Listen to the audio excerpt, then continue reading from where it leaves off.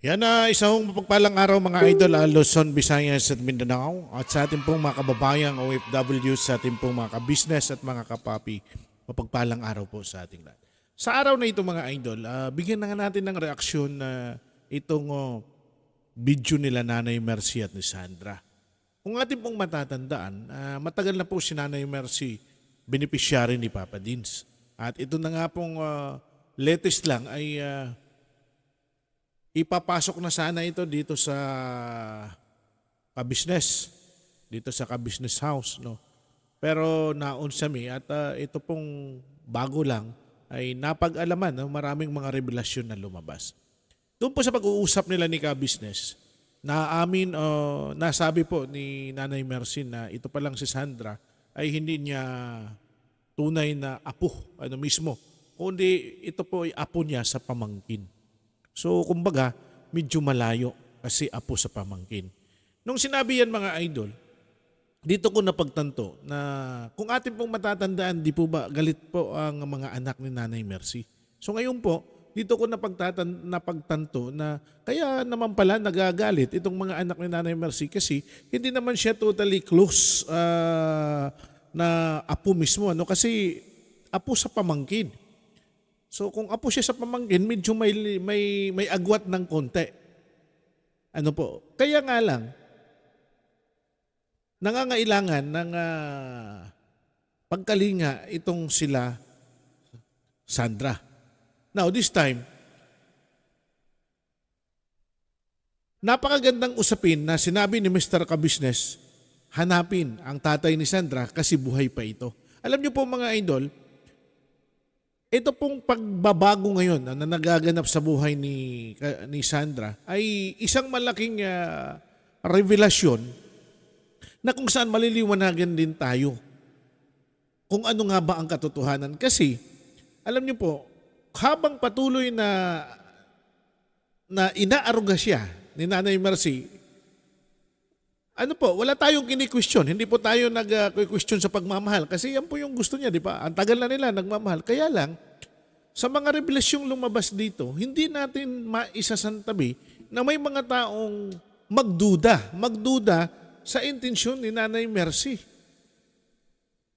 Kasi nga po, una, bakit tila siya yung umaako sa responsibilidad, gayong buhay pa naman pala ang magulang nito. Di ho ba?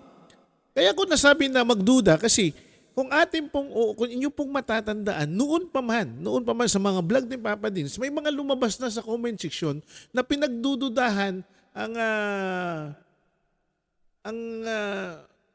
intensyon ni Nanay Mercy kasi tila kaya lang siya, sabi nga ng ilan ha, ito hindi po akin, kung sabi nga noon ng ilan is kaya daw interesado lang siya sa pag-aaraw ganito, it is because sinusuportahan nila Papa Dins. So, para mawala yan, kasi wala din naman makaka-question sa puso at damdamin ni Nanay Mercy. Hindi natin kayang questionin yan eh. Pero para mawala yung agam-agam na yan, napakagandang usapin na malaman kung nasaan at makausap ang magulang nila Sandra. Una po sa lahat, iklaro natin, hindi talagang direktang obligasyon ni Nanay Mercy sila Sandra kasi kung may tatay man ito, dapat ang magulang. Sila dapat ang mag-alaga sa kanilang mga anak. Ang masakla pa dito, hindi na nga naalagaan nila yung kanyang mga anak, mayroon na daw ibang pamilya. Di ho ba? Napaka-irresponsible naman ng tatay o ng mga magulang nila, no? Ito kaya ko nasasabi base sa daloy, ha? Although kahit hindi natin nakikita pa ang rason kung ano nga po. Pero dito sa sitwasyon na ito, na nakita natin na napabayaan sila Cassandra, din may pamilya pa ang kanyang tatay. So, parang ano yun, parang ano lang na pinabayaan sila, di ba? Kaya ho sa comment section may maraming nagsasabi na dapat daw mapaigting ang batas patungkol po sa pagpapariwara ng magulang sa kanyang mga anak. Oh. Pero sa totoo lang, pwede po silang magreklamo. Pwede na silang magreklamo eh kasi Ang involved dito is a relationship ng magulang sa mga anak na pinabayaan. Kasi dapat po ang mayroon talagang responsibilidad sa pagpapalaki ay ang mga magulang nila Sandra. So, sorry to say ako kay Nanay Mercy, kaya natin kinaklaro ito. Kasi hindi maiiwasan ang pagdududa ng mga tao na, uy, bakit? Bakit ganito na lang kaigting ang pagtulong mo kay kila Sandra? So, kumbaga, talagang maki-question siya. Maki-question. Kasi hindi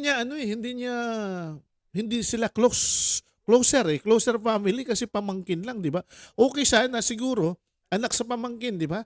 Okay sana kung anak ito ng anak niya. So, talagang malapit na apo, di po ba? Iyan anak ng pamangkin niya, so malayo. So habang binibigay niyang pagkakataon doon kay Sandra, may mga apo siguro siya dito sa mga original na anak niya na naiiwanan. Di ba? Pangalawa, yung kanyang kalusugan, yung kanyang estado ng kanyang kalusugan, ay kailangan din isaalang-alang. Kaya nga ho mga idol, ngayon ko lang napagtanto kung bakit gano'n na lamang ang pagrereklamo ng mga anak ni Nanay Mercy.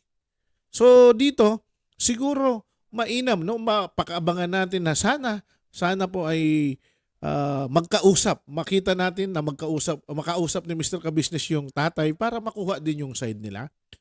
Pangalawa, at least matapos na ito. Matapos na. Saludo ako sa intensyon ni Nanay Mercy, Tingnan natin yung other side of the coins na okay.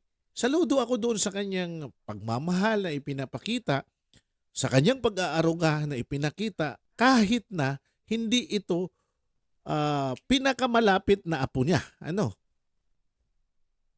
Kaya lang ho, Nanay Mercy, hindi rin maisasantabi na pagdudahan ka sa intensyon ng iyong pag-aaruga kila Sandra sa sitwasyon na ganyan. Kasi buhay pa ang pamilya niya buhay pa ang tatay niya, buhay pa ang magulang. Ano ang ginagawa ng magulang? Okay sana yan, maganda sana yan kung wala na totally magulang sila Sandra. Ito ang nangyari, parang parang naging hayahay lang ang buhay ng kanyang mga magulang, di ba? Hayahay lang ang buhay, ipinasa ang responsibilidad sa isang matanda. Then ito nag-asawa pa sila ng iba. Maging aral ito sa atin lahat mga idol na ang pag-aasawa ay hindi dapat yung parang basta-basta lang, no? Ang pag-aasawa ay dapat ay sabayan ng isang maikting na responsibilidad, lalo na kung magkakaanak. Why?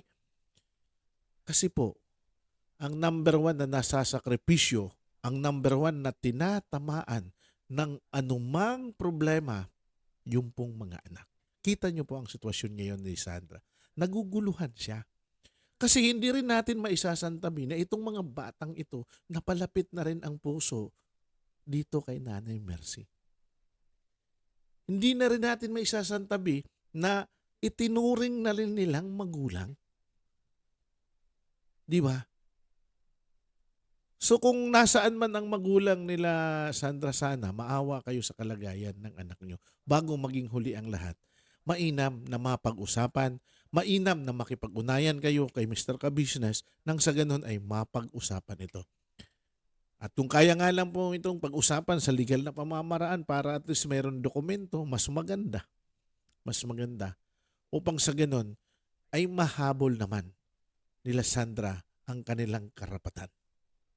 Dahil may karapatan silang napariwara dahil sa pag-iwas ng responsibilidad ng kanilang tunay na magulang at sa pagsaklaw ng responsibilidad ito ni Nanay Mercy na hanggang sa kasalukuyan siya ang nagbibit-bit kung saan nagiging rason para magalit sa kanya ang kanyang tunay na mga anak dahil sila mismo ay nag-question, nagdududa sa mga nangyayari. Kayo mga idol, ano po ang comment ninyo? Ano po ang iyong saloobin sa bagay nito? Pa-comment naman sa comment section mga idol. Ako po si Taong Gila. At sana po ay huwag natin kalimutan i-follow ang Kabisnes Official, Kabisnes Family, and of course si Papa Dins. ang ating pong lahat ng mga kagwang, mga idol, pakisama naman po at syempre ang ating pong mga reactors. Hanggang sa susunod na video, God bless us all. Mapagpalang araw.